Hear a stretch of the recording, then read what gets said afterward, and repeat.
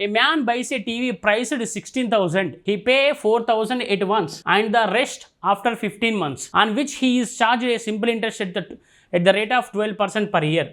The total amount he pays for the TV is అన్నాడు. Actually a man buys a TV priced 16,000 అంట.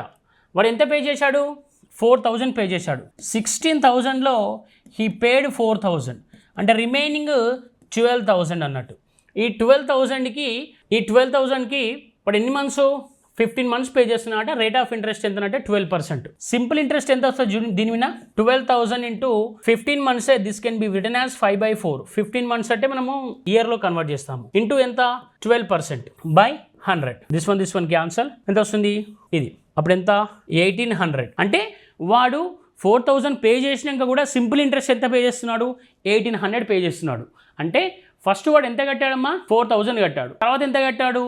12,000. తర్వాత interest ఎంత pay చేశాడు? 1,800 pay చేశాడు.